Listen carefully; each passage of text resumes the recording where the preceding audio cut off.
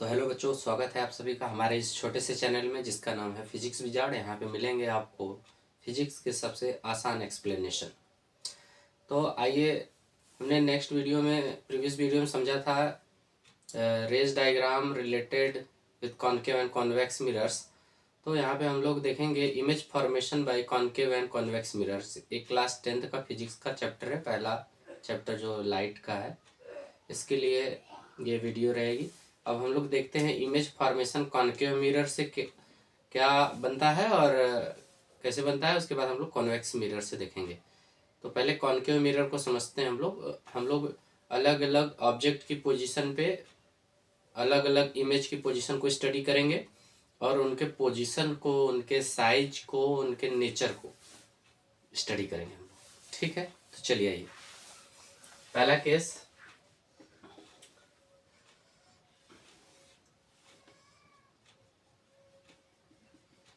ये है हमारा कॉन्केव मिरर, ये प्रिंसिपल एक्सिस, ये क्या है, पोल है। यहाँ पे सेंटर ऑफ कर्वेचर है, ये क्या है, फोकस पॉइंट है। अब ऑब्जेक्ट को हम पहले केस में देखिए, बस यही पहले वाला जो केस है, ये फिगर है, इसे समझते हैं कि हमारे पास कितने ऑब्जेक्ट के पोजीशंस पॉसिबल्स हैं। तो आइए देखिए, एक तो इनफाइनाइट पे, नंबर 1, जब ऑब्जेक्ट इनफाइनाइट पे रखा हो तो इमेज कहाँ बनेगा, कैसा बनेगा, इनकी स्टडी करना है। इनफाइनाइट के बाद क्या आ जाएगा, इनफाइनाइट और सी के बीच में जब ऑब्जेक्ट रखा हो। पहले इन पोजीशंस को हम लोग क्लियर कर लेंगे, कहाँ कहाँ ऑब्जेक्ट का चांस बन रहा है रखने का, फिर उसके बाद हम लोग आगे बढ़ेंगे। तो पहला तो इनफाइनाइट पे, दूसरा इनफाइनाइट और सी के बीच में कहीं भी, तो 2, तीसरा या तो सी पे ही हो तो कितने होंगे, 3, चौथा सी और एफ के बीच में कहीं भी हो, 4, पांचवा क्या हो, इसी एफ पॉइंट पे ही हो, फोकस पॉइंट पे हो, 5। अब लास्ट फोकस और पोल के बीच में कहीं कहीं भी हो, 6। पूरे कितने केस बनेंगे इसके, 6। तो उन्हीं 6 केस पे हम लोग देखेंगे इमेज कहाँ कहाँ बनेगा, उसका पोजीशन क्या होगा, नेचर और साइज को डिस्कस करेंगे। पहला क्या है, जब ऑब्जेक्ट इनफाइनाइट पे हो, object at infinite, object at infinite, object at infinite, ये बन गया मिरर, ये हमारा हो गया प्रिंसिपल एक्सिस, ये हो गया पोल, सेंटर ऑफ कर्वेचर, ये फोकस पॉइंट हो गया।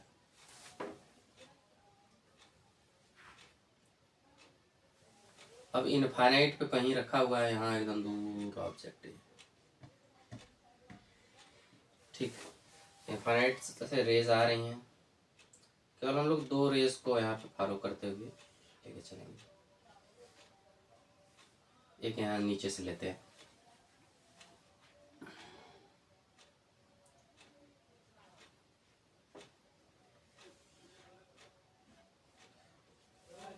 तो ये रेज क्या है, प्रिंसिपल एक्सिस के पैरेलल है। तो हमने जो रेज डायग्राम का वीडियो उसमें बता रखा था कि जब भी कोई भी लाइट रेज प्रिंसिपल एक्सिस के पैरेलल आएगी तो वो रिफ्लेक्शन के बाद कहाँ से होके जाएगी, फोकस से होके जाएगी। ये भी तो पैरेलल है, तो ये भी कहाँ से होके जाएगी, फोकस से होके जाएगी। तो देख रहे हैं इस ऑब्जेक्ट का इमेज कहाँ पे बनेगा, फोकस पे बनेगा। तो position of image, position of image कहाँ पे है, एट एफ, फोकस पे। नेचर कैसा है, नेचर मतलब यहाँ पे आपको 2 नेचर आपको जानने होंगे, या तो रियल होगा या तो वर्चुअल होगा। रियल और वर्चुअल क्या होता है, रियल वह इमेज होता है जो स्क्रीन पे लिया जा सके। जैसे हम यहाँ पे खड़े हैं, ये देखिए हमारी यहाँ शैडो बन रही है, तो इसको स्क्रीन पे लिया जा रहा है, मतलब ये रियल है। जिसको स्क्रीन पे न लिया जा सके उसको क्या कहेंगे, वर्चुअल है। जैसे शैडो है हमारी ये हाथ की, ये स्क्रीन हो गया, तो ये क्या है, रियल है। अब वर्चुअल क्या होगा, जो स्क्रीन पे लिया ही नहीं जा सके, उसको बोलेंगे वर्चुअल। एक और तरीका पहचानने का एक और बताते हैं। जैसे देखिए रिफ्लेक्शन के बाद ये एक्चुअल रेज जो हैं वो मिली हैं जा करके, इमेजिनरी रेज नहीं मिली हैं। यही रेज थी, टकराई यहाँ पे आके यहाँ मिल गई, तो ये सब एक्चुअल रेज है। तो एक्चुअल रेज से जो भी इमेज बनेगा मिलने पर उसको क्या बोलेंगे? Real image. पोजीशन के बाद नेचर। नेचर कैसा है? रियल।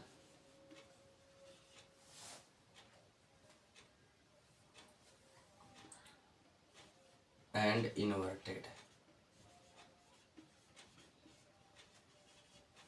जो रियल इमेज होगा वो कैसा होगा? इन्वर्टेड होगा। साइज हाईली डिमिनिश्ड, एकदम छोटा है।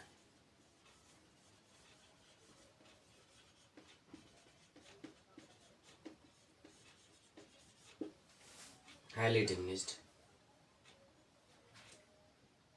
या पॉइंट साइज कह सकते हैं। ये हमारा पहला केस। दूसरा case, when object is kept beyond C. Beyond C का मतलब वही होता है इन्फिनिटी और सी के बीच में। Object beyond C, object beyond C, C के बाहर।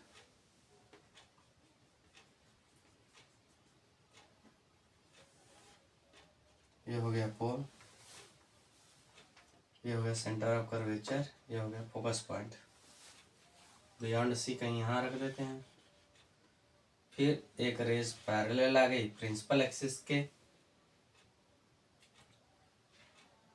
बस हमको क्या करना है, इसका देखिए जो टॉप पॉइंट है ये तो एक जगह फिक्स है, बस इसके टॉप का कहीं इमेज हम बना लेते हैं, एक ही पॉइंट का इसका इमेज बना लेते हैं और वहीं से लाइन ड्रॉ कर देंगे। इसका इमेज तो यहाँ आप इस पर लाइट पड़ेगी तो ये पूरे इसके हर एक पार्ट का इमेज बनेंगे, लेकिन हम लोग जो रेज डायग्राम बनाते हैं वो क्या रहता है, सिर्फ एक पॉइंट का, इस टॉप पॉइंट का इमेज बना लेते हैं, वहीं पे पॉइंट बना करके लाइन ड्रॉ कर लेंगे। तो ये कहाँ से होके आएगा? ये फोकस होके आएगा। ठीक, अब एक क्या करते हैं, फोकस से लेके जाते हैं।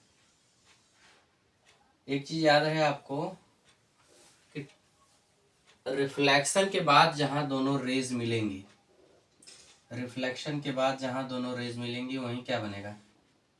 इमेज बनेगा।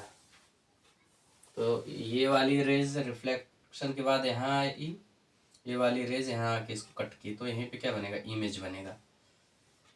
तो इसका हम लोग देखते हैं पोजीशन ऑफ इमेज कहाँ बना है? Between C and F, between C and F. Nature कैसा है? रियल है, एक्चुअल रेज से बनी है। And inverted, real and inverted. जो भी रियल बनेगा वो इन्वर्टेड दिखेगा आपको, उल्टा ही दिखेगा। Position, nature and size.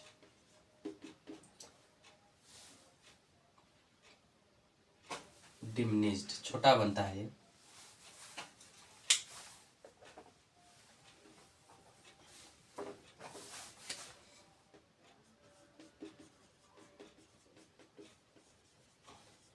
Diminished बनेगा। तो ये हो गया दूसरा केस। और तीसरा केस,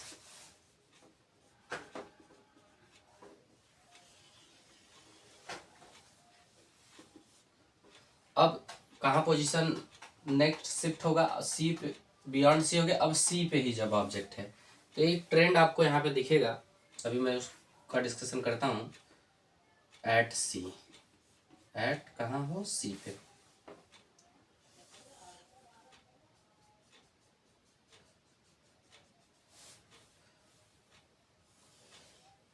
ये पोल है, centre of curvature, sorry centre of curvature है, फोकस है।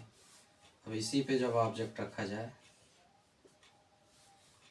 तो इसका इमेज इसी पे बनता है।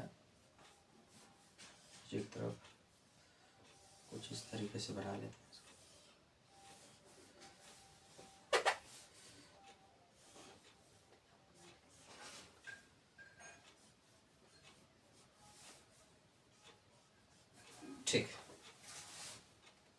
तो इनका हम लोग पोजीशन इधर लिख लेते हैं, पोजीशन ऑफ इमेज कहाँ पे है, सी पे ऑब्जेक्ट रहेगा तो सी पे ही बनेगा, at C. Nature, nature real and inverted, inverted, real and inverted. Size same as object, same as object, जितनी ऑब्जेक्ट की साइज है उतने ही इमेज की साइज होगी। चौथा केस, एक ट्रेंड जो यहाँ पे फॉलो हो रहा है वो देखिएगा, जैसे जैसे ऑब्जेक्ट मिरर के पास जा रहा है वैसे वैसे इमेज दूर जा रहा है। तो इससे आप एक अनुमान लगा सकते हैं कि अब ऑब्जेक्ट का पोजीशन क्या है, उसके अकॉर्डिंग इमेज का पोजीशन क्या होना चाहिए। तो देखिए ऑब्जेक्ट यहाँ पे इन्फिनिटी पे था तो इमेज कहाँ बना, फोकस पे। तो ऑब्जेक्ट अब थोड़ा आगे जाएगा, इन्फिनिटी से क्या हो गया, बियॉन्ड सी, सी के पास आ गया। तो इमेज देखिए एफ से, यहाँ पे इमेज एफ पे बना था, अब इमेज कहाँ चला गया, एफ से दूर चला गया। ठीक, अब ये ऑब्जेक्ट कहाँ पे जाएगा, सी पे जाएगा। तो देखिए ऑब्जेक्ट सी पे जाए तो इमेज अब कहाँ बना था, सी और एफ के बीच में बना था, अब इमेज कहाँ आ जाएगा, सी पे आ जाएगा। तो देखिए इमेज सी पे आ गया। तो इसी अकॉर्डिंग आप बताइए कि जब ऑब्जेक्ट अब सी और एफ के बीच में जाएगा तो इमेज कहाँ जाएगा, जब ये ऑब्जेक्ट सी और एफ के बीच में जाएगा तो इमेज कहाँ जाएगा, सी के बाहर भाग जाएगा। तो ये ट्रेंड आपको याद होना चाहिए, जैसे जैसे ऑब्जेक्ट मिरर के पास जाएगा इमेज उससे, मिरर से दूर भागेगा। तो अब जो नेक्स्ट इमेज का जो पोजीशन है वो क्या होगा, बियॉन्ड सी होगा। ऑब्जेक्ट का पोजीशन अगर सी और एफ के बीच में रखते हैं तब, between C and F, object का पोजीशन कहाँ, बिटवीन सी एंड एफ।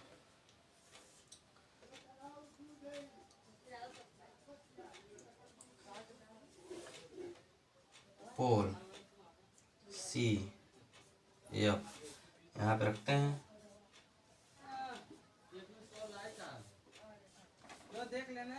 अब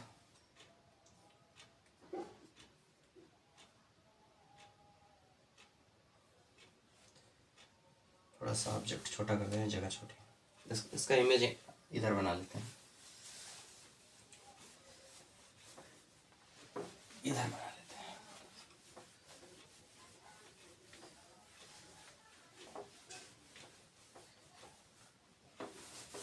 fourth, between C and F, between C and F पे जब ऑब्जेक्ट होगा तब।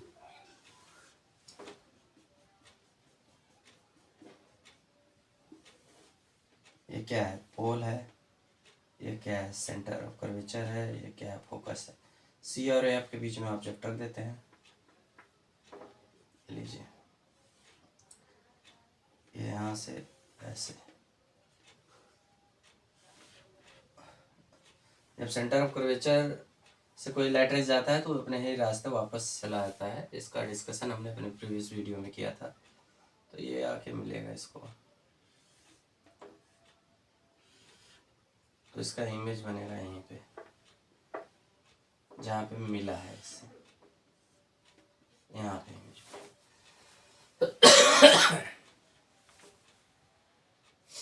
तो देखिए पोजीशन ऑफ इमेज कहाँ है, बियॉन्ड सी, सी के बाहर, beyond C. Nature real and inverted. Size, size क्या है भाई, इन लार्ज, ऑब्जेक्ट इतना बड़ा, इमेज इतना बड़ा, इन लार्ज।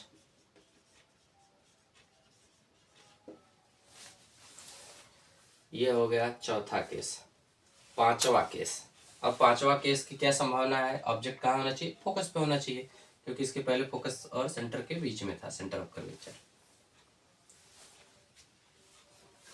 इसको मिटाते हैं, नोट कर लीजिए।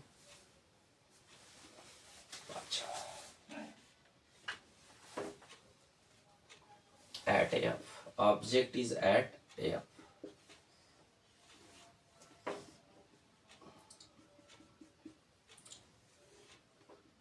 पोल सी एफ इसी पे, तो यहाँ से कहाँ फोकस से होके जाएगा, पैरेलल है। और दूसरी रेज कहाँ, ऐसे, तो इसी पे गई है लाइट रेज, तो इसी रास्ते आई क्योंकि ये सेंटर ऑफ कर्वेचर से पास कर। अब ये कहाँ मिलेगा, इनफाइनाइट पे, दो parallel lines meet at infinite, तो इसका इमेज फॉर्मेशन कहाँ होगा, इनफाइनाइट पे होगा। तो पोजीशन ऑफ इमेज क्या लिखेंगे इसके लिए, पोजीशन एट इनफाइनाइट। एक चीज आपको बताना है यहाँ पे, अब एनसीईआरटी में इस चीज को लिखता है नो फॉर्मेशन ऑफ इमेज, जब ऑब्जेक्ट कहाँ हो, फोकस पे हो, तो अब लिख रहा है no formation of image, because अब तक के स्तर पे हम लोग ये जानते हैं कि दो पैरेलल रेज नहीं मिलती हैं कहीं, इसलिए ये नई इमेज बनाएंगे।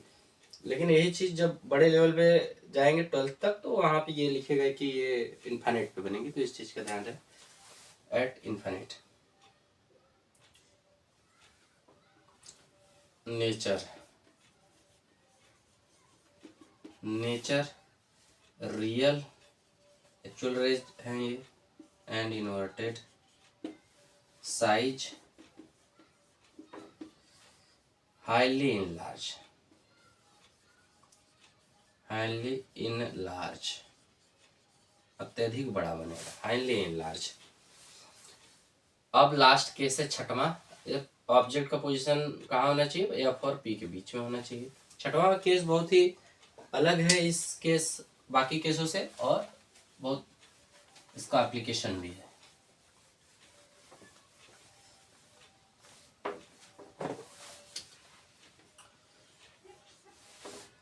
छठवां केस,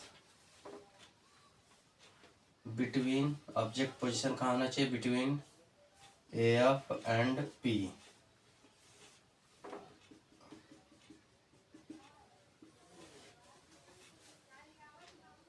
ये है सेंटर ऑफ कर्वेचर, ये है फोकस, यहीं पे है ऑब्जेक्ट हमारा, ऐसे चला गया ऐसे, और दूसरी लाइट रेज ऐसे जाएगी और इसी रास्ते वापस ऐसे, तो इधर कहीं मिलेंगे ही नहीं, ये इधर कहीं नहीं मिलेंगे, तो इनको हम लोग एक्सटेंड कर लेंगे पीछे,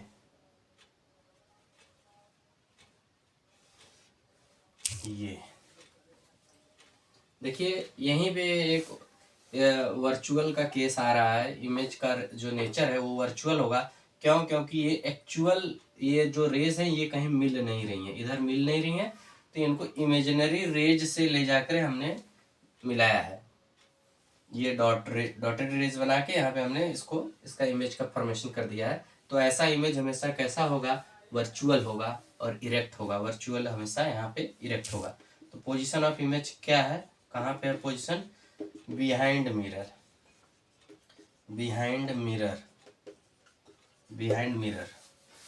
नेचर, इमेज का नेचर कैसा है, ये एकदम अलग नेचर है, virtual, virtual and erect, virtual है और इरेक्ट है। साइज कैसा है भाई, साइज इन लार्ज है, इन लार्ज, ये ऑब्जेक्ट से इसकी साइज बड़ी है, तो साइज को मेंशन करेंगे हम लोग इन लार्ज।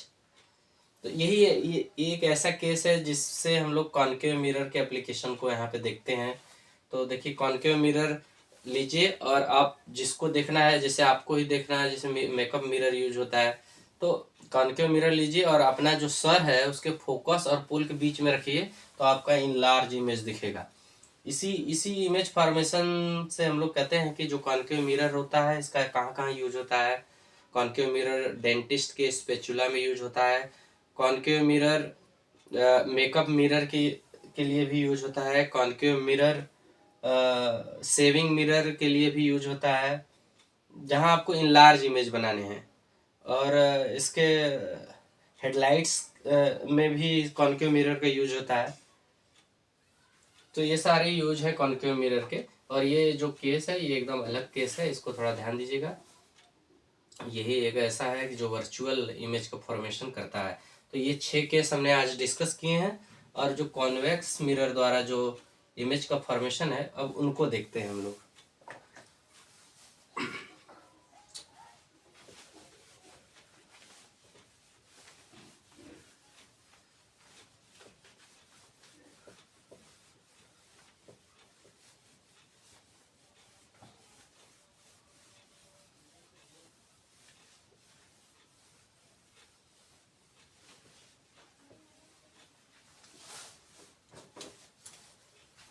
ये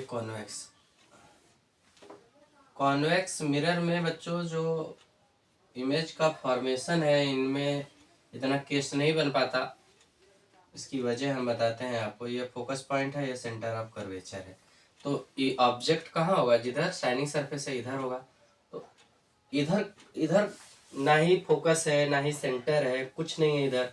तो ये केस बनने की संभावनाएं इधर खत्म हो जा रही हैं। ऑब्जेक्ट कहीं भी रख दीजिए, ठीक है। तो यहाँ पे मात्र आपको 2 केस पढ़ने हैं, एक इनफाइनाइट पे हो और दूसरा क्या हो, इनफाइनाइट और पोल के बीच में कहीं भी हो। इनफाइनाइट और पोल के बीच में कहीं भी होगा तो इमेज का नेचर एक ही जैसा होगा। तो एक पहला केस एट इनफाइनाइट, ऑब्जेक्ट कहाँ हो? इनफाइनाइट पे हो। यहाँ एक इनफाइनाइट के लिए ले लेते हैं हम लोग ऐसे। यहाँ से एक लाइट रेज आई, इसको डॉटेड लाइट रेज बना देते हैं ऐसे। यहाँ पे आई, टकराई, और टकराने के बाद इसका रेज डायग्राम हम लोगों ने पढ़ा था। ये इस तरीके से रिफ्लेक्ट होगा कि इसको पीछे मिलाएं तो फोकस पे मिले। तो पीछे मिलाने से, आगे बढ़ाने से पहले पीछे ही डॉटेड रेज से मिला दिया करिए, फिर उसको आगे बढ़ा दिया करिए, ठीक है। यही सब पॉइंट्स देखा जाता है एग्जाम में जब कॉपी चेक होती है। तो बच्चा अगर ऐसे बना दिया है और उसको पीछे बढ़ाने पे यहाँ आ रहा है, फोकस यहाँ दिखाया है, तो ये गड़बड़ हो जाएगा, ठीक। तो एक और रेज यहाँ ले लेते हैं ऐसे। इसको भी कहाँ इस तरीके से ये रिफ्लेक्ट होगा कि इसको पीछे बढ़ाएं तो फोकस पे इस तरीके से। ये इधर तो कहीं मिलेंगे ही नहीं, तो ये कहाँ मिलेंगी? मिलती हुई प्रतीत होंगी, as they will seems to meet at F. तो इसका जो इमेज होगा वो एक्चुअल रेज से तो मिल नहीं रहा है, बन नहीं रहा है, तो इसका जो इमेज का नेचर होगा वर्चुअल होगा। तो पोजीशन पहले कहाँ है? पोजीशन इमेज का, पोजीशन एट एफ। नेचर कैसा है? वर्चुअल है, क्योंकि एक्चुअल रेज से नहीं बना है, वर्चुअल है। एंड इरेक्ट, वर्चुअल हमेशा कैसा होगा? Erect. Size highly diminished, point size है एकदम हाईली डिमिनिश्ड, हाईली डिमिनिश्ड, ठीक है। ये हमारा पहला। और दूसरा केस क्या है? दूसरा केस है between P and infinite, between infinite and pole. कहीं भी हो एक ही जैसा बनेगा। ये हो गया प्रिंसिपल एक्सिस, ये हो गया फोकस, ये हो गया सेंटर ऑफ कर्वेचर। यहीं पे कहीं ऑब्जेक्ट रख लीजिए, यहाँ से एक लाइट रेज आई पैरेलल। तो ये कैसे, इसको पहले पीछे बढ़ाएंगे फिर इसी पे आगे बढ़ा लेंगे, ठीक। और दूसरी लाइट रेज एक सेंटर ऑफ कर्वेचर की तरफ जाती हुई लग रही है, तो इसको हम लोग आगे बढ़ाते हैं तो कहाँ मिलेगा? जाके सेंटर। तो ये इसी पे फिर से वापस चली जाएगी। तो ये कहाँ मिली है? यहाँ पे। तो पोजीशन ऑफ इमेज कहाँ लिखेंगे? Between P and F. Position of image, position of image कहाँ है? Between P and F, between P and F. Nature याद रहे, जो कॉन्वेक्स मिरर है हमेशा वर्चुअल और इरेक्ट इमेज का फॉर्मेशन करता है। Virtual and erect. Size diminished.